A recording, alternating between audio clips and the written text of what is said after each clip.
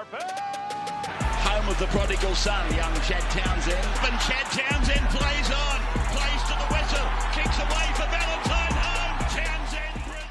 All right, what's going on, everyone? Welcome back to another episode of the Chad Townsend Show. If you're new here, please make sure you do subscribe. It is greatly appreciated. If you're on here on YouTube, drop us a like, drop us a comment on the video. It does help us a lot, so we really do appreciate it on the channel. And if you're listening over on the audio platform, Spotify, Apple Podcasts, whatever it may be, if you can rate and review us, it does really help us as well. So I really appreciate all of your support. Before we get into the rundown of today's show, Victor, my brother, how was your weekend? Good, mate. It was a good weekend for me. I got the dub yesterday at soccer. I pulled up with cramp again, like I told you last week. Not hydrated. Is that the thing? I hear it's salt, though, is it? Yeah, hydration. Hydration and salt. Some electrolytes, some Hydrolite or some Hyro, whatever you need. Can you sort me out? I can sort you out. Okay, done. Yeah. Well, yeah. Otherwise, it was really good. Yeah. Really good weekend. Yeah. I feel like you're stacking some wins now in the soccer. So yeah, we are. Hey, we got 2 games to go. Why don't you come down and watch a game? Mate, if we make the final, I'm out there. You know. I'll be down there. I'll come and watch. Yeah, for sure. I'll bring the camera. Jeez. Oh, all right. Let's get into it, eh? What's trending? We'll have a look at what's trending in the NRL. Obviously, a little bit happened over the weekend. We have a little transfer talk. Not much happening in that space today. Round 20 reaction. The biggest moments from this past weekend. We're having a look at our top 5. This week, we're having a look at the top 5 rookies so far this season in the NRL, our big footy guy of the week, and fan questions, as always. So if you've got a question, just drop it in the comments below. We answer a lot of questions here on YouTube, and we really do appreciate you guys sending them in. So, Victor, let's go. What do we got first? Did you hear about the Rugby 360 competition? Yeah. They are rumoured to be signing RTS on a 1 million a season deal. Yeah. What are your thoughts on this? Yeah, look, this is crazy. Like, obviously, there's a lot happened over the course of the landscape of sports over, the last, 3 years with obviously Live Golf, the Saudis getting into Live Golf. I mean, obviously, some people are likening it to the IPL of cricket, which is, I guess it's a little bit different. But Live Golf, I guess the Saudi-backed golfing league is pretty similar with regards to the Saudi money and the oil money and everything that happens over there. Now, it's rumoured that this Saudi-backed Rugby 360 is going to be targeting some NRL players. Roger Tuivasa-Sheck was the first name that got tossed up last week, and obviously Cameron George, the CEO of the New Zealand Warriors, put a statement out last week saying this is a real threat to the NRL and the players, or not a threat for the players, but it's a real possibility that players could be leaving for these lucrative contracts. I mean, what do I think about it? If Roger Tuivasa-Sheck was to play out next season with the Warriors and then go and sign a 2-year, $2 million season. I mean, how can you begrudge the guy to go and get a payday? Can you blame him? You can't blame him. It's just money that I guess the NRL, the salary cap is building and is growing year on year, but it's like you just cannot compete with that type of money. And from all reports as well, the length of the season in that Rugby 360 is much shorter. And the format looks to be like a global format where they have games all across the world, which is what rugby is. Like, rugby is a global game, you know what I mean? And that's going to make players can get double the pay but work half as much. So it's a no-brainer. There's no doubt. Like, the stuff you put your body through for NRL, is crazy. The demands of the game these days are insane. The preseason is just off its head. The length of the season, 27 weeks. And for someone like Roger to go and play potentially 3 months, so 12 weeks, to get paid $1 million for 12 weeks work, probably 4 weeks of preseason in a game that is a global game. At the age of 32, turning 33. 32 years old, it's like good on him, man. Yeah. But it's going to be a tough pill to swallow, I think, for the NRL. They're the ones, I guess, the fans, the NRL. The fact that they're losing players to potentially, bigger offers, how do we kind of keep those guys in the game that's the question for the NRL. Like, it's going to probably come down to dollars and cents. You know what I mean? Yep. If it's all about the money, well, the NRL just can't compete with that. So, yeah, I mean, from my point of view, it is hard to, like, you don't like seeing some of the best players. Like Rogers, top tier player, had a great career in both rugby and rugby union. But if rugby league, if he was to go over there, like, what do you do? You have to say, man, secure the bag, secure the future for your family, and thanks for your service. Yeah. Yeah. I agree. Yeah. What do we got next? Kevin Walters is going to coach the Kangaroos on a 3-game contract. 3-game contract. What do you think about this? For Kevin Walters to coach the Australian Kangaroos on a 3-game contract. Yeah, this is crazy. I mean, yesterday I was lucky enough to commentate the game on SEN League, the West Tigers versus the Titans game with Jimmy Smith and Justin Horrow, and the news broke after the game, basically straight away, that Kevin Walters, was taking on the 3-game contract. And obviously, the Kangaroos have a vacancy there at the moment with Mal Meninga. He's decided to join the Perth Bears as their inaugural head coach. So, obviously names tossed up. Brad Fittler's name was tossed up. He later pulled out. Cameron Smith's name was tossed up, among a few others. And Kevin Walters, who has constantly said in his time at Fox League that he wants to get back into coaching. He's made it very clear that he wants to be an NRL coach again, or coach at a high level again. And obviously I feel like he's got a lot to offer. Like, let's not forget, he just took a team to the grand final 2 years ago, the Broncos. He's had a storied career as a player, a lot of success at coaching at Origin level, had success coaching at NRL level. And yeah, I like the appointment. I mean, the 3-game contract just for the end of the season, the Ashes series, where the Kangaroos take on England in England, the Ashes tour is a bit weird, I guess, just purely for the fact that you don't see those short-term contracts these days in rugby league for coaching. But whether that's the Kangaroos wanted that short-term contract, or it was Kevin Walters that was like, hey, my commitments are this, I'm just available for this. That'd be interesting to find out, I feel, on the back end of that. But I like the appointment. Like I said, Kevin Walters has a lot to offer. And at that level, when you're coaching the Kangaroos, which is the hardest team to make in rugby league, full stop, you don't really, the players there aren't really, coached. They're more managed. Like, they're the best players in the world. They kind of come up with how they want to play. And, the coach is kind of like the manager, the man manager of the whole thing. So the players are obviously the top tier best players in the world. So, yeah, interesting to see if they have success or if they don't, and what sort of comes on the back of that. Do you see this as more of like a trial period for Walters rather than a financial thing from the Kangaroos? Yeah, it's like I said, I think it's interesting the fact that the Kangaroos either didn't want to commit to a longer term deal, or Kevin Walters was just like, he wanted a short term deal. Whether it is just a trial and see how he goes, or he was the best pick of all the applicants. I'm not too sure what it kind of means, to be honest. Yeah, because you got the World Cup the next year, right? Yeah. So, like, it leaves a lot open. And the thing with international footy, which has grown, year on year for the past, say, 5 to 7 years, is the test matches aren't really sort of scheduled until like that year. Like, there's no, like, unless it's the Rugby League World Cup, like Samoa and New Zealand and Australia and whatever, England probably don't know who they're playing next year yet until probably this season is done. So they don't know how many games are getting played and things like that. So it's kind of, well, we'll just wait and then we'll schedule stuff. And, where I think they can probably better schedule that stuff a bit further in advance, the games outside of the Rugby League World Cup.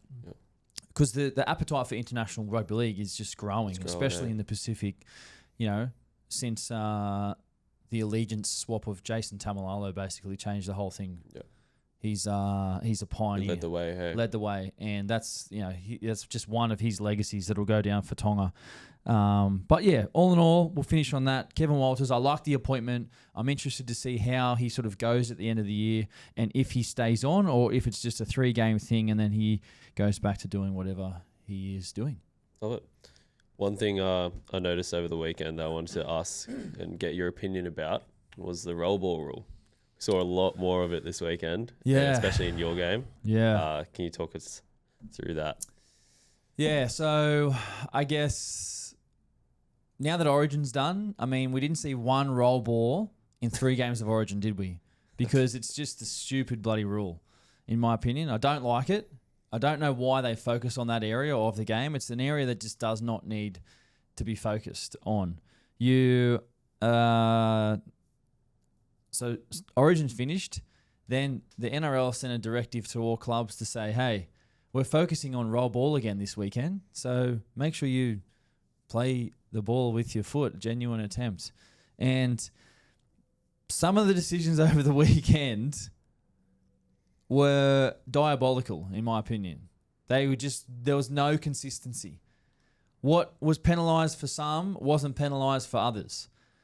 And there's some that were penalised that, actually the wording is genuine attempt. To me, there was genuine attempt in a lot of the ones that were penalised or changeover or whatever it is. But I'm not a fan of it, Victor, and you can tell it's just ticking me off. Yeah, I can tell. Another question though, what's the solution? Do you say you just go to not having to worry about it? Because then don't you get into an area where the play of the ball becomes more like touch, where they're just dumping under their legs? I don't know. And that influences the speed, right? So yeah, but what's the area that you fall on? Not really. You can still play the ball quickly with a genuine attempt. Yeah. You know what I mean? In my opinion, it's got nothing to do with it. If I roll the ball through, I'm not just going to proper touch and just dump and go. Yeah. I'm definitely going to put my foot over it. If you time the difference between me just rolling it, lifting my foot, or me just rolling it underneath my foot, me making a genuine attempt with my foot, or me just rolling it underneath my foot, what's the difference there? For real. You watch the Super League. The Super League don't have the roll ball rule. None of them ever use their foot ever. And I don't see the difference in the speed of the play the ball. Yep. I just think, as a player and as a fan of the game, it's an area that we just focus on that just does not need to be focused on. Why aren't we talking about, I don't know, big plays and other areas of the game instead of, the play the ball? Yep. Yeah, I don't know. agree. I don't know if I'd love to know what the fans think of the weekend and some of the decisions based around the play the ball and the roll ball. It's very frustrating. The momentum just flips on its head from just one decision from a referee that just sees one thing. And the thing that ticks off people the most, and during the call yesterday, there was a massive call in the Titans game. Jamin Jolliffe was calling a roll ball. And Justin Horro, lost his mind because we watched it closely for the next 5 minutes after that. And there was multiple other play balls that were exactly the same as Jolliffe's that weren't picked up. And it's that's the thing. It's just the consistency is just not there. I don't know if the refs are obviously being directed on the weekend because Origin's over. Like I said, they don't do it in Origin. The ref's not going to pick up a roll ball in Origin. The best refed game is Origin because they let all of that stuff go. Can you imagine if they were ref in Origin and they were picking up all these roll balls? The fans would be in absolute outrage. So why do they do it? Why are they doing it now post Origin and they do it every year, to be honest. The NRL, they come out after Origin and they say, oh, now they're focusing on this, Usually happens around Magic Round. There's new rules. There's a focus on it in and around Magic Round because all the eyes are on it. They get it wrong. Then if they pull it back, they change it. Then we get to Origin. They let stuff go. Then post Origin, they bring it up again. They make changes. Then they'll focus on this for probably 2 or 3 weeks. Then they'll leave it at the back end of the year. And then in finals games, they'll leave it as well. But for some reason, we just go through this period after Origin and around Magic Round where we just focus on garbage. Do you know why? Why? Do you know why? I don't know why. This is the NRL. Yeah. You can tell I'm a bit heated, so I better just calm down a little bit, have a drink. It's office. It's hot in here. I don't know. As a fan, what do you... Nah, it's shit. Yeah. Sorry for a lack of a better term. That's okay. It's inconsistency you don't want to see throughout a season. I think refs, the game should be refed the same throughout the whole year, whether it's Origin or not. And seeing a rule just like that, which can flip the momentum of a game on its head, it's just it's bad to see. And look, it's not the referee's fault. Like I'm making this clear because they're obviously under directives from above, to make these calls and referee games a certain way and whatever it may be. But obviously I've made my thoughts and feelings clear on the situation, and take it for what it's worth. We'll see where they go. Yeah, we'll see where they go from here, and we'll move on to the games from this past weekend. Now, it started off Dolphins 43 beat the Cowboys 24. Now, a big win for the Dolphins and a big loss for the Cows, who did come back in this game, but the Dolphins scored early off a Katoa pass. The Cows started okay after a few Dolphins errors gave them some possession when they scored their first try, but ultimately, it probably came down to that Cowboys' right edge defense, which just was not probably up to standard for them on the weekend. They let a lot of line breaks through, a lot of tries, and it just seemed like throughout this game, the Dolphins would make a line break around halfway, and then it'd be like a 4-on-1. Drinky'd be at the back and defending, and the Dolphins player who made the line break would have like one guy here, and he could either pass left or right, and then they'd be scoring. So the Dolphins, they were dominant. They went into halftime up 24-6. The second half started with the Dolphins came out and scored again. Then the back end of this game, the Cows they mounted a comeback inside the final 20 minutes, where obviously they needed to throw the ball around. They didn't have anything to lose at that stage of the game. And this is when Jacko, Drinky, and Tommy really started getting to work. And they looked so dangerous. They got to within 12 points of the Dolphins. But again, just as they were kind of building and coming back into the game, it was that right edge for the Cowboys, which conceded another line break. And it was Connolly Lemuelu that went through. And basically, that was it. Averillo scored that late try, which sealed the deal off the Connolly line break. And then he did the good night celebration. Averillo, that was pretty clutch for him. That's my favourite celebration in all of sport. Yeah, Steph Curry. Good night. Good night. When he just sinks a dagger 3.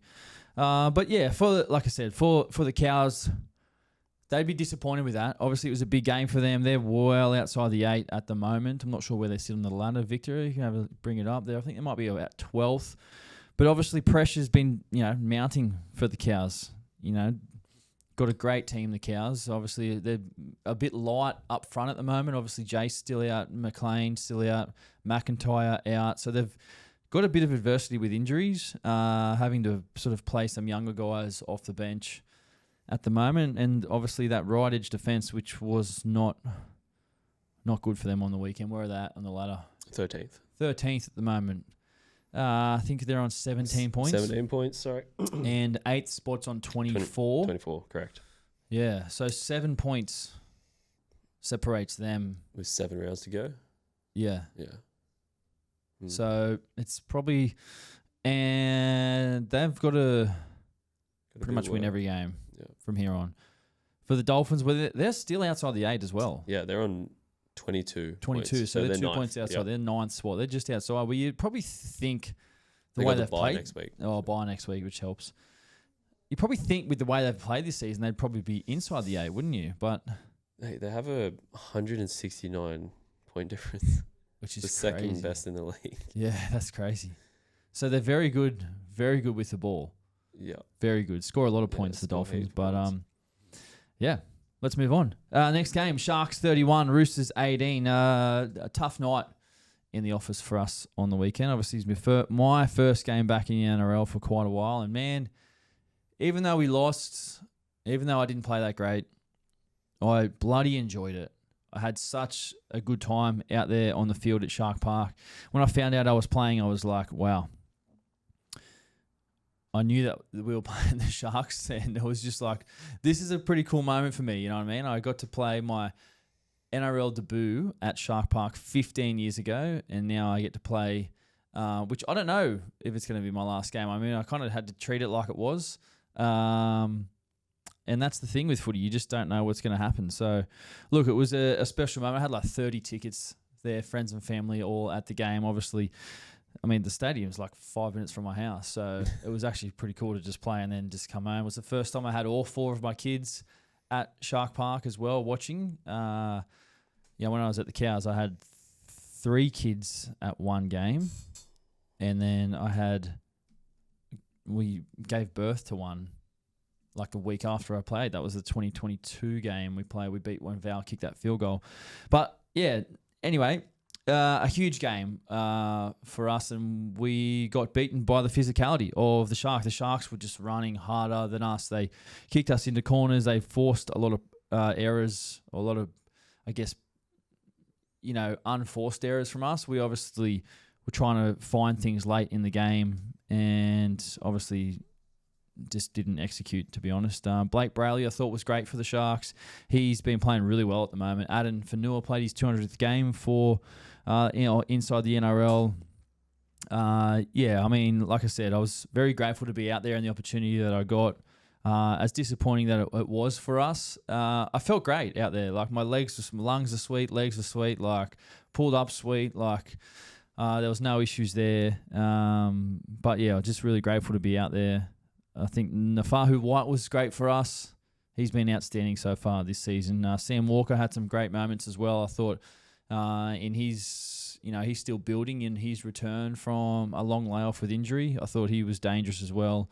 Teddy's always Teddy. Victor pulled up a little bit sore on his shoulder, but we'll see what happens with him. So yeah, we just were beaten to the punch by the physicality. You know what I mean? And that's the way footy goes on time. The footy gods don't really have sometimes there's no fairy tales with the footy gods. The footy gods just do what the footy gods do. And I saw you down there, Victor, actually, wearing your Sharks jersey. I saw you after. Come up to me after the game. He's like, bro, Dapped you good up, bro. game. Dapped me up, gave me a hug. No, it was a cuddle. Cuddle. Wearing a Sharks jersey. Yeah, I was like, that's all good. Nah, mate, That's I all was good. going for you. I was sending you a text before the game, You mate. did. No, I appreciate it, man. But yeah, no. it was a good night. It was a good night. Obviously, it would have been great to get the win and play well, but that's the game. NRL is like extremely hard and doesn't always go your way. So we got to learn from our losses. We had a good look at it as a squad yesterday, what we need to improve on, and then you just got to move on. That's the nature of the beast. NRL is like you got to move on quickly. You address things, you move on quickly, and whatever happens. So we move on. Next game, Panthers 30, Souths 10. My bro Scotty Sorensen, his first game back after suspension, actually, back in. Played about 75 minutes, so great to see Sorrow back out there. But an interesting stat I saw from the Panthers, and it definitely coincides with their run, over the past 6 weeks, is in the last 6 games, they've conceded less than 12 points per game, which is why they're winning at the moment. I mean, their defense has improved, their completion rates improved. It was diabolical at the start of the season, especially their edge defense. Nathan Cleary was not playing on the weekend. Obviously, Souths lost Latrell Mitchell during the week, potentially for the season, what sounds to be a quad injury, I'm pretty sure. There's also news that they've lost Kaloa Matangi for the whole season now, with a high-grade syndesmosis. It came out yesterday, I think. Which is just crazy. I mean, Souths, they're not having a great season at the moment. Obviously, the injury toll is outrageous. Obviously, Cam Murray is another one that hasn't played a game at all this season. Cody Walker's missed a lot of football this season with some soft tissue injuries. This comes back to your 27-game season, chat.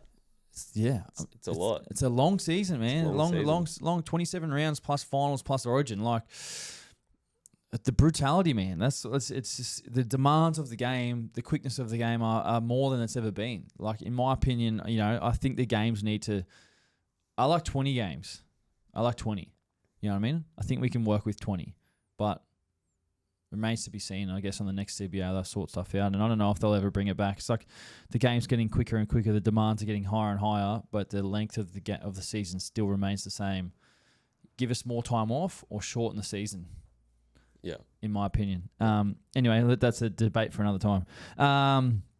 So this play here from Brian Toto, I want to talk about. Toto, he makes a beautiful catch and then carries an awesome carry, and then the Panthers shift over to the left edge, and in basically like an instant where the South Sydney are kicking to the corner and competing, then just gets flipped on its head, and then the Panthers end up scoring up the other end off Casey McLean. I thought he had a great night, scored 2 tries. Dylan Edwards was on fire in this game as well. His support play was outstanding. Lewis Dodd, what's doing there? Oof. Can you just get how many minutes he actually played on the weekend? Because it wasn't much. And obviously South's 26 minutes for Lewis Dodd on the weekend. He's just been signed on, I think, it's a three-year deal over here from the Super League. Had a great Super League career at St. Helens. Was signed to South Sydney on what I think it was a $650 a year for 3 years. $650 a year. $650 a year. He's playing cup. Has had very limited time at South Sydney. And South Sydney, and reports are that Cody Walker's going to re-sign for one more season, who has barely played any games this year due to soft tissue injury, and Cody Walker's 35 years old. But it just seems to me that decision to sign Cody is because they don't trust Lewis Dodd. So an interesting one to keep an eye on, because if Lewis Dodd's not their guy, like he won't be there for much longer. Like that's how the game works. Unfortunately, it's like if you don't produce and you don't play well, like you'll be out the back door. Also, South's got to let him go. Like, South will have to pay him out. Yeah. Like South, if $650, if some club says, "Oh, we'll take him on next year, but we're only paying $200," South will have to pay $450 for him to go. Yeah. Whatever the bill is, like the South will have to pick it up. Yeah. So yeah, one to keep an eye on, because that's, I think, gonna sort itself out down the road. Our man Alex Johnson scored a late try off a kick. He's now 5 short of the all-time record. Does he get it this season? 7 games left. Surely he does. I mean, he might get it in the next 2 weeks, knowing the way he scored tries. He could score a hat-trick next week, you know what I mean? Like, he's playing the Sharks this week. So it's going to be one to watch out as well. I feel like the Panthers, we've said it for a couple of weeks now, the Panthers are definitely back. The Souths are going the other way, obviously, at the moment. But, yeah, a good win for the Panthers, who, there's a lot of people talking about at the moment that they could be the first team to win the competition outside the top 4. So, look, we'll see what happens there. They're there, for sure. They're there. Next game, Raiders 40, Eels 16. Now, no Dylan Brown for the Eels. Named it 18th man by Jason Riles during the week, and then Jason Riles was asked what's doing there with Dylan Brown. Riles would then go on to say that if he's not in the 17, he won't be playing New South Wales Cup, or he won't be doing the Blue Bib 18th man. What do we think of that? Well, I spoke on it a fair bit in last week's podcast. This is just the business of the game. When your season is done and over, they're turning to the future, and Riles has been quoted to say our future is now, and Dylan Brown's not part of that future. So for more reports, Dylan Brown potentially had a chance to go to Newcastle early this year, knocked it back to stay at Parramatta. I mean, there's no doubt Dylan Brown loves playing for Parramatta. He loves the blue and gold army. He loves playing for them, but obviously got a deal he could not knock back in Newcastle. So it's a tough time for Dylan Brown. I feel like we said last week, he's a walk-up starter for the Kiwis at 5'8". He is the best 5'8" in that club, but the business is the business. And this is what I say to all players, is like, you always need to remember this game is a business. Like, yes, there's loyalty. Yes, there's love, but there is business decisions. And this is a business decision going forward at Parramatta. So it is, it's a little bit hard to watch, or hard to see it all play out, to be honest. Do you think Jason Riles is doing a disservice to fans by not playing Dylan Brown? Yeah, I honestly think he does. I think Parramatta fans would love to see Dylan Brown playing in the 17. Like, Dylan Brown loves Parramatta. He got a deal he could not knock back. 10 years, 10 million plus. You know what I mean? If Dylan Brown went out and played at Parramatta, like, I know Dylan Brown's giving it his all. 100% committed. You can just see the love that Dylan Brown has for Parramatta. Like, and the thing is, like I spoke about it on the pod last week, is like, I get why Jason Riles is doing what he's doing, because he's got the football club and the best interests of the football club at the forefront of his mind. And that is developing Joash Papali'i into a 5'8" and giving him game time in the NRL. But on the other hand, it's like I've got Dylan Brown, who's the New Zealand 5'8", like who's not a part of our future. Look, I know I'm kind of sitting on the fence here, but look, like I said, it's tough to see. Yeah. And this is the business of the game. And it's happened to me. It happened to a lot of players, and it's just how it works. Yeah. Everyone sort of learns it. Anyway, in this game, Jed Stewart scored early for the Raiders. Hoskins scored not too far after. Then Para started bouncing back after that with some good plays from Dean Hawkins. Sets up a try for Guymer. Then Walker makes a nice break, but he can't ice it. Parramatta were like having a go for a long time here, especially they led at half time. But Fogarty in the second half went to work. He threw some great pills in the second half, great passes, and it ended up being all the Raiders in the second half. They ended up with 56% possession of the ball, 9 errors for the Raiders and 16 for the Eels. So that kind of plays or tells you the tale of how it kind of handled out. The Raiders have been in single digits for errors for a long time this season. They've been really on fire with their ball security and obviously playing that brand of football that is just really effective at the moment. Obviously Fogarty as well doing a great job, but well done to the Raiders. They continue their great form so far this season. Let's move on to the next game. Bulldogs 20, Dragons 18. Wow. What a finish. What a finish, man. This Dogs, bite the bullet this week. They take Sexton out of the team and put Galvin in, and it was like, this is again a business decision, you know what I mean? The business of the game. Like, Toby Sexton, was not playing bad, in my opinion. He's in a team that's playing really well. I guess the Dogs haven't played great over the past couple of weeks, but you just look at where they are and they're still notching wins together. The Dogs, geez, they were lucky to get away with this. They started off really early. You could just tell they were a little bit off, in my opinion. I mean, they went into halftime 16-8 up, and the Dragons in the second half, you just see how animated Shane Flanagan was at halftime, talking to his troops, and they came out and they moved the footy. Dragons just had nothing to lose. They moved the footy around, and then it ended up with Moses Sully scoring his first try of the season. Can you believe that? That's crazy. How does Moses Sully score? How does he score his first try in round 20 of the NRL? Round 20. Like, bloke's a bloody barnstorming centre. Like, when he gets the ball, he's unbelievably hard to tackle. Yeah. Surely if we get near the try line, we get the bro more ball. Is that a set play decision? Like, is that there needs to be more plays set up for Sully? 100%. Yeah. Get him more. Get him ball 1-on-1 with space around him. Yeah. He can't be tackled. Yeah, he can't. And for whatever reason, either they're not getting him enough ball or their game plan isn't around him and moving the ball. But he needs more opportunity. Yeah. He's dangerous. Yeah. And the try he scored on the weekend just showed that. Like I'd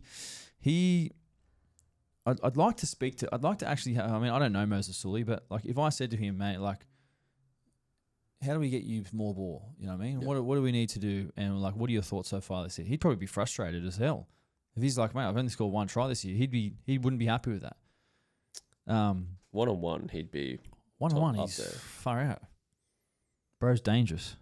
But then not long after that, young Sione, the winger, dislocated his shoulder as he scored a try. Great try, but geez, he looked in a fair bit of pain carrying that shoulder. Haven't heard of the outcome of that dislocation yet and what the sort of scans may mean, but obviously the Dragons... to be confirmed. To be confirmed, there we go. But obviously the Dragons, without Val Holmes for the rest of the season as well, having a rotator cuff surgery this week, obviously out for the season. So the Dragons lose another outside back there. Potentially we'll find out what happens with Sione. They were 18-16 with 25 minutes to go. So when Sione scores that try, Kyle Flanagan kicks the goal from the sideline. The Dragons go up. There's 25 to go. I'm like, wow. there is still an age to go. And the Dragons were just they were playing well. You know, they were kicking the ball back to the Dogs. The Dogs obviously like to complete high, and the Dragons were doing a relatively good job. And then the Luciano Leilua penalty for crowding the ruck, I thought, oh man, I thought that could have gone either way. I was like, I've seen that. That seems like a loose carry to me. Like Luch was just getting up. The ball gets knocked out. I'm like, man, I thought that was harsh. Do you think it's because he moved his foot forward into that space? Yeah, but I don't know if rather than he did move it forward, but like he wasn't meaning to move. It's just like he was just getting up. But obviously he was it did move forward, getting stable. But it's like I don't know. I just thought I might be wrong, but I just thought it wasn't a penalty. I mean, if they called like just. I've seen those go the other way. 100% have seen them go the other way. And that's we're talking about consistency. But yeah, for sure, that was tough to take for the Dragons. And then ultimately, I mean, it came down to basically the last play of the game. The Dogs moved out to the right hand. Then they shift out to the left. Galvin gets the ball. And it was kind of like the script was written. He had the ball in his hands, runs this play where he skips across the field. Kickout comes under him. And then the center runs a nice lead inside the opposite center. And you can see when Galvin has the ball that Tyrell Sloan makes his decision for him. He shoots out of the line, and then Galvin sees it and then just pops it over the top, that little floating pass over the top. Now, look, you got to feel for Tyrell Sloan. Like Tyrell's had a great game in the weekend. I thought he was really solid, and I don't think Tyrell's allegedly been said that he can, look elsewhere and whatever. But I actually think he's been pretty good. He'd be a great pickup, in my opinion, to bring into a team. I know he's probably copped a fair bit for that defensive decision, and it was the wrong one. He went before the ball had left Galvin's hand. He gave him a cue. He left. Galvin still had the ball in his hands, and then that made Galvin throw the pass over the top. Had Tyrell Sloan stayed there, well, Galvin still had the ball. He just stayed. Then if he threw it over the top, Sloan would be able to see and he'd be able to just pull back off. But because he went before, gave him that cue. And as a ball player, if you give me a cue, it makes my job easier. If you don't give me a cue, if you stay in the defensive line and you just hold your nerve, then I don't know. My options are a bit more limited. So. That's the key, is it? That's the key. Patience. That's the key. Patience, stay in the line, work together. But if you come out by yourself and try and solve it while someone else has the ball in their hand still, then I can make my decision from what you do. Yep. But if you don't, then it's harder for me. So, yeah, ultimately the Dragons go down. A game they probably should have won. They've had 3 1-point losses this year. That's a 2-point loss. So they're losing a lot of close games. And obviously it's been a fairly tough season for the Dragons. Where are they sitting at the moment, Victor, on the ladder? Because it looks like their season is 11th. So 6 points back. So 6 back. I mean, So 18 points, yeah. 18 points, so still 6 points back. So, I mean, when we start sort of saying the word mathematically, I mean, it's not out of it, but once you start talking mathematically, it's like, mathematically, it's probably not going to happen. But what do you think about the Bulldogs these last couple of weeks? Inconsistent. I think the Dogs. I think I look at the Dogs and I look at the Raiders. That's probably the 2 top teams so far this season, and I just see the Raiders as kind of cruising, playing well. Playing okay and getting the job done, but I don't know. I just think there's more pressure on the Dogs at the moment. Like, it's almost like it feels like the way the Dogs have played, and obviously the halfback situation and the changes, it may have affected them. Obviously, they got away with it on the weekend. They got away with it, but it doesn't always happen like that. If come finals, you know what I mean, against really good quality teams, they might not be able to get in those situations, but. Yeah. Do you agree with Serrato's decision to not have Marnie on for 80 minutes? Yeah, I mean, I like Marnie at 80 minutes, but again, this is the business of the game. Marnie's had 1 year to go next year on his contract, was asked if he was going to get extended or if he could have a look around, got told there was not, he could have a look around, got a 3-year deal at the Cowboys. Said, I've got a 3-year deal. They were like, yep, you can take it. Bailey Hayward is getting groomed as the starting 9. So that's why Bailey Hayward is taking those minutes off Marnie. You reckon that's the reason? It's not tactical? I don't think so. I think you think he's already thinking the future? Yeah, I think it's giving Bailey Hayward. They like Bailey Hayward's a good player. Yeah, he is. He's a good player. And yeah, Marnie is that's my take on the situation. Like Marnie's an 80-minute player in my opinion, but I mean, yeah, we'll see what happens and how that kind of plays out. Yeah.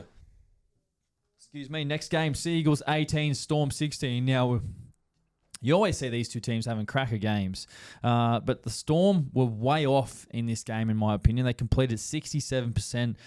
Bellamy was not happy in this game. I mean, I've never seen him really happy in the coach's box, to be honest, anyway. But this game would have made him even angrier, to be honest. 16 errors the Storm had. Some takeaways from this game. Well, I really like Nick Meaney at fullback. Obviously, no Pappenhausen. And it got me thinking about the Perth Bears. I think Nick Meaney's a good fit at the Perth Bears. Off contract at the end of next season. Could he be a starting fullback for Perth Bears? Definitely. I like it. Nick Meaney's been around a while. You'd call him a veteran now. He ran for 221 metres on the weekend. He's a goal kicker. He can fill in at centre on the wing. He went to Melbourne for, one of those guys that Bellamy's done for so long, where they just bring guys in and just turn them into consistent NRL players for a long time. Now, it takes a lot, obviously, for those guys to leave, but I don't know. I just think Nick Meaney can play fullback for Perth. I think he'd be a great fit. Well, even Pappenhausen's end of contract is 26. So yeah. So they got far longer. That's an interesting one. Obviously, Farlongo is going to be a fullback one day. He needs to be at fullback. So yeah, but anyway, just food for thought. Manly, well, they were dominant. All of their back five ran for over 100 metres. I thought Takiaho and Matt Lodge were actually really solid for them up front, did a fair job. And you could just see that Manly were up for this game. It was a big game in regards to, their season and how it needs to play out over the back end of the year. They completed at 90%. And that's what you need to do against the Storm. If you complete higher, you give yourself a chance to win the game. The Storm, very rarely do they beat themselves. On the weekend, I thought they did. 67% completion on 16 errors just says we beat ourselves. And that would be probably the most disappointing thing for Craig Bellamy and the Storm coaching staff. But yeah, Manly, well, they were impressive. Their defence was good to come away with an 18-16 win in Melbourne. You just saw what it meant to Jake Trbojevic when he walked in the sheds, didn't we? I mean, if we can get that clip, he walks in. There's a cooler bag of like waters and Powerade straight in the middle, and Jakey just walks in, just boots the whole thing, and he's just so hyped up, so energized, and I was like, I love to see it. It was great. And then Jake doing Jake things, he just goes and gets all the bottles and packs it all up after, like cleans up all the mess that he just made. But how can you blame him? Just love to see the hype and the excitement, and that's what winning does in the NRL. It's the best feeling in the world, winning a game of NRL with your mates. And Jakey Trbojevic, yeah, what a game for him, what a game for Manly, and well done to them. All right, let's move on to the next game, the Sunday games, and the Tigers 21. Titans 20 at a packed-out Leichhardt Oval. Now, look, I was lucky enough to call this game on the radio on SEN League with Jimmy Smith and Justin Horrow. Had an absolute ball calling this game. Gosh, it was fun. The Titans started in epic fashion with a pill from Jaden Campbell, which was absolutely beautiful. The long ball was great. A nice left to right pass over the top. For the Tigers, well, Adam Dewey started at lock, and what a day he had. First time starting at lock. Obviously, he's played multiple positions there for the Tigers. Still off contract, Adam Dewey. So, remains to be where he ends up. Negotiated his last deal himself. So, obviously faced a little bit of adversity with injuries and things like that over the past couple of seasons. But he played great on the weekend for the Titans. Well, in the first half, you could just see that the Titans were trying to get Brian Kelly some early ball on that left edge with Foran. They did that really well. Kelly had 118 metres at halftime. And you could just see as well, the Tigers, well, Benji had a fair spray in him at halftime.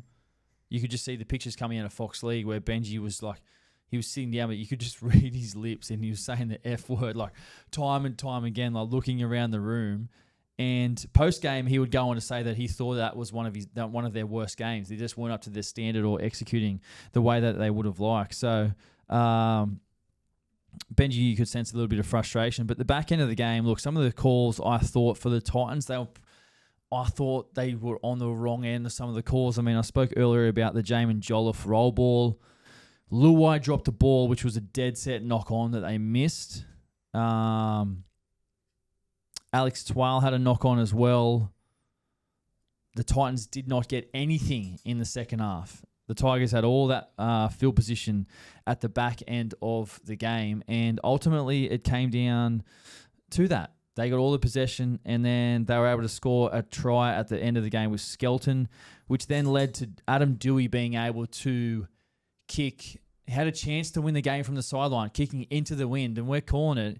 We were going left post, bringing it in from the left because the wind's coming left to right, and unfortunately for Adam Dewey, he missed it out to the right.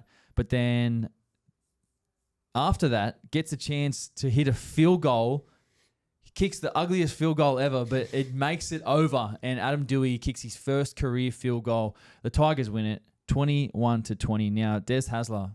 Did you see this video? After the game, let's have a look at it in the sheds. And they should be doing a lot better than what they're doing at the moment. This shows Des's frustration. The players have gone in for the shower. He's gone, pig's ass, get out of here. Yeah, get out of there, mate. Well, I think Matty here was blowing up because have a look at him. I think he's blowing up because they were all showering in their undies. That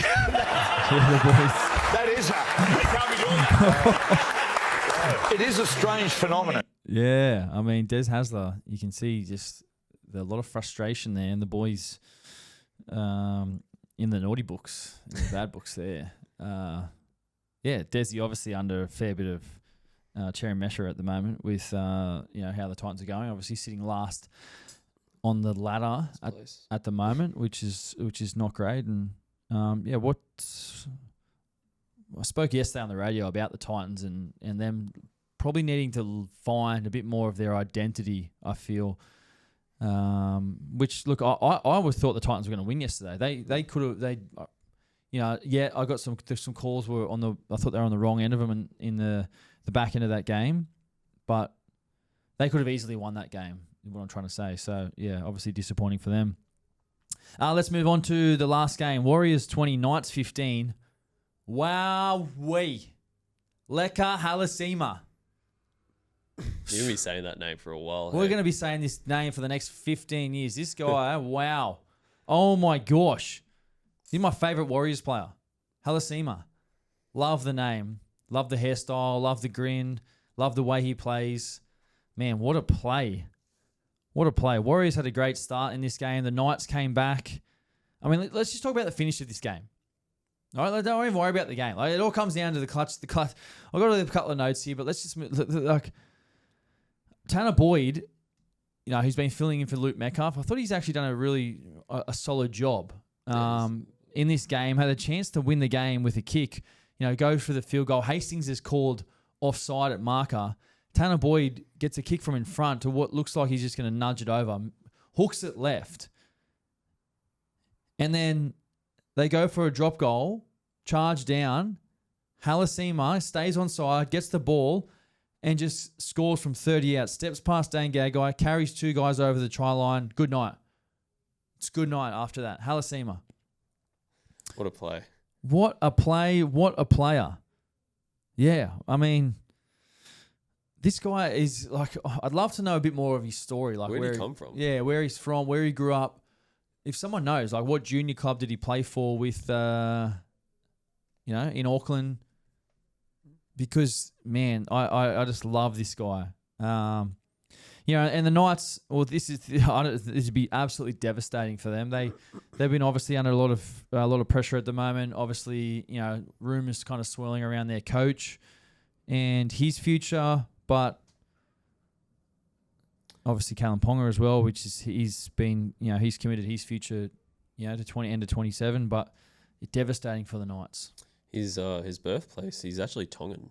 Yep, I knew he was Tongan. So his junior club was the Otahuhu Leopards. Otahu Leopards. Otahu. Yeah, you say Otahu. Otahu. Yeah. Yeah, them boys. Otahu. In Auckland. Yeah, in Auckland. Yeah, great. Otahu Leopards. Otahu Leopards. That's awesome, man. Look, what a gun he is. A great win for the Warriors who, when you're having a good season, that's kind of what happens. You just find a way to win. And the Warriors are doing that. Obviously, no Metcalf. So, they're obviously under... No Chance as well. No Chance as well. Tuapiki did a good job for them. So, yeah, look, a great win for the Warriors. And they get away with there. Webster said in the post-game press conference, look, we'll take it. You know what I mean? And that's what you do. You take the win, you move on. At the end of the year, look, it's either a W or it's an L in that column. Doesn't really matter. W or L. And as long as you get the W, that is all that matters. And obviously that play by Alexis Halasima, being a rookie, takes us into the next segment, which is our top 5 rookies of the NRL this season. Now, look, there's a few names here which are absolutely killing it so far this year. And we're going to start off with number 5, Owen Paddy from the Canberra Raiders. Look, the crafty hooker has come on in leaps and bounds so far this year.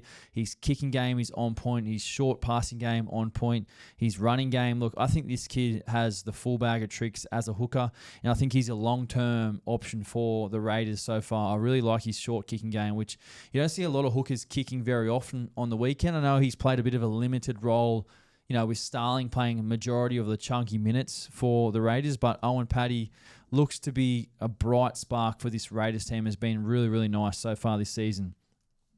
Number 4, Isaiah Ongi for the Parramatta Eels. Obviously got the start and the nod at fullback this season when the Parramatta Eels decided to move on from Clint Gutherson. They brought in Isaiah from the Panthers, has come in. And I know Parramatta have had a rough season, but he's been a bright spark for me. I've really liked the way he plays his football. He's dangerous. He's got a great run on him, great footwork, and also his passing game, to me, is great. So for someone who is still young in this game, still growing, still learning, I think he's going to be a massive, massive part of Parramatta's future.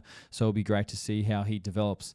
Number 3, I've got Mark Nawanga-Nitawase. Now, this is crazy when you're talking about a rookie in the NRL because Mark's played for the Wallabies, but he's still classed as a rookie in the NRL because of the amount of games that he has played. And Mark, man, what a season he's putting together. The tries he's been able to score, the footwork, he creates opportunities for other people, the flick passes, the kick he did the other week when he kicked it, came back outside in the air, came back and scored. Like, he's been so impressive, Mark. So he's at number 3. Number 2, I've got Rob Toya.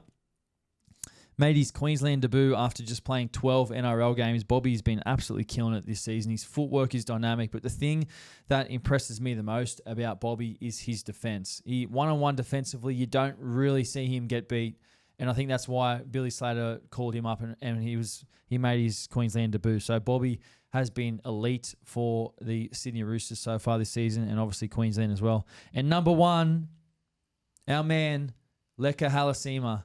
The number 1 rookie so far this season goes to Leka. Look, absolute beast, Leka Halasima. What he did on the weekend was insane, and he's done that time and time again. Look, this kid, he's so athletic. Look, he could play in the centres, in the back row, in the forwards.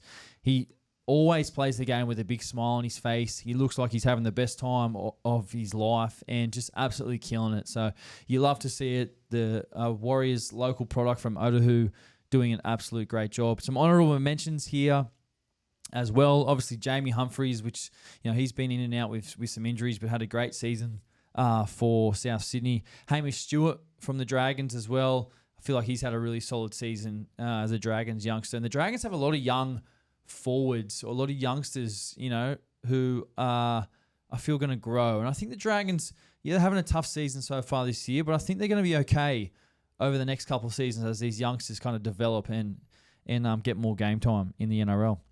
Let's move on. Big footy guy of the week. Our 3 nominations so far this week. Dylan Edwards, 2 tries, 1 try assist, 11 tackle breaks, 2 line breaks, 34 runs for 305 metres. That is just an insane stat line from Dylan Edwards. He was great on the weekend in their win against South Sydney. Ethan Strange, again, our second nomination, 1 try, 1 try assist, 8 tackle breaks, 2 line breaks and 1 line break assist for Ethan Strange, who's been on fire and just absolutely killing it. And our last nomination for Big Footy Guy of the Week, well, geez, he's been in our last 3 segments in a row. Leka Halasima, game-winning try, 6 tackle breaks, 31 tackles.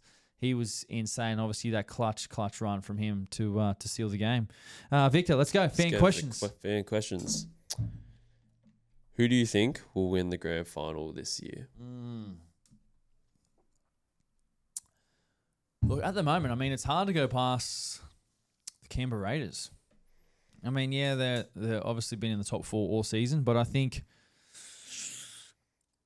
just think the style of football they're playing at the moment, the completion, the limited errors they make, the camaraderie they have in their squad, the balance they have as a team, I like the Raiders. Yeah. And if I'm a betting man, which I'm not, I'd probably be taking the Raiders right now. Yeah, yep. Love it. What do you think is holding the Cowboys back from success?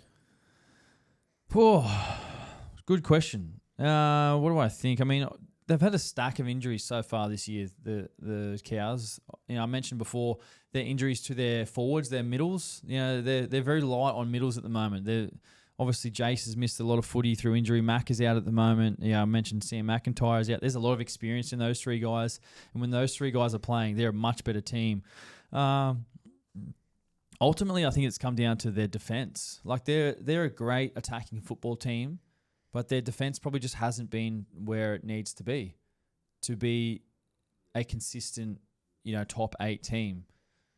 Which is disappointing. I mean, like I'm a Cows fan. I love watching the boys play. I want them to have success, but yeah, it's tough. When your mates they don't have the success you feel like they should. So I think it comes down to their defense, because I know they're an attacking team. They can score points. They've got some dangerous threats in their football team, but defensively they probably just haven't been up to their standards so far this year, and that's probably what I think has been the most frustrating thing for their coaching staff and the playing staff and the players as well. Love it. Blumcamp. Spit it out, mate. Yeah, far out. This one's a hard one. Blumcamp says, "Big Chad Townsend guy shirts, please." Yeah. Okay. All right, I got you. Yeah. Big Chad Townsend guys shirts. Yeah. All right. We're gonna get some podcast merch. Actually, we're gonna do that. We'll do that. We'll come up with it. Yeah. All right. I like that. Next question. How do you rate Brent Reed as an NFL fantasy commissioner? Who asked this question? Carianis. Michael Carianis. Yep. All right. Yeah. Brent Reed, absolute garbage commissioner, NFL fantasy. Brent Reed is a journalist and goes on 360 and all them shows and writes stories, but he cannot manage an NFL fantasy season. And I played 1 season with him last year, a couple of journos and a couple of other players, and it was the most boring season I've ever been a part of. We drafted, and then it's like you draft your team, you draft every player that's ever that can be drafted, and then you just leave it.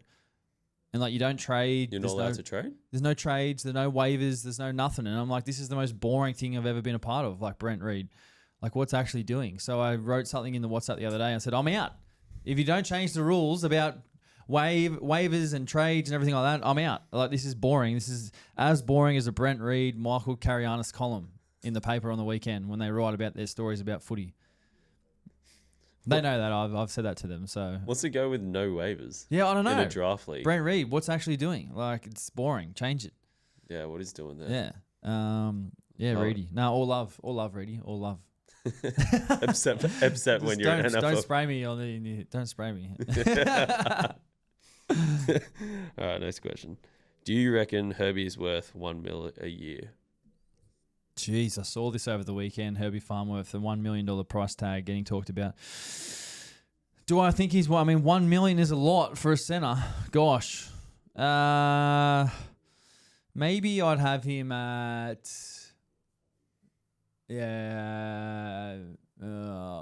maybe 900, 850, 900. Maybe not a million. A million is like, gosh, a million's a lot. It's like KP money, right? Yeah, that's a lot of money, man. I mean, if he gets it, like, good on him. But, yeah. I mean, he's up there. He's a good quality player. Yeah, he's a good player. I agree. But far out.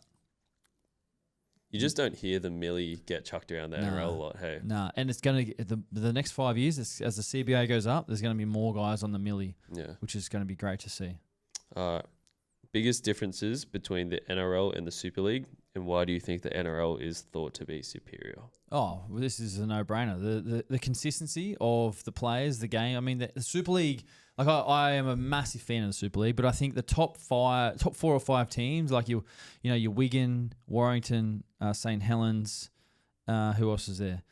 Probably Hull KR, maybe Catalan, maybe in there in the 5. Then you got Hull FC as well. The difference between the top teams to the bottom teams is the gap is like far too big. Where in the NRL, like literally, 17th, 16th position could beat first place. Like the players are just as good. The coaching is just as good. The consistency's a lot less. So I feel like that's probably why the NRL has more money, more resources, more eyeballs, more fans than the game in England. But look, I'm a fan of the Super League. I'm not putting the Super League down. All I'm saying is that there's a discrepancy from the top teams to the bottom teams where it's probably just not like that as much in the NRL. Last question. Who's put the biggest shot on you throughout your career? Gosh. I haven't really copped too many big shots, to be fair. It's hard to bring any off the top of my head. I got folded once at the Cows. Someone picked me up and dropped me. Junior Sow pumped me when I was younger. Hang on. Pause. Huh? No, don't. Oh.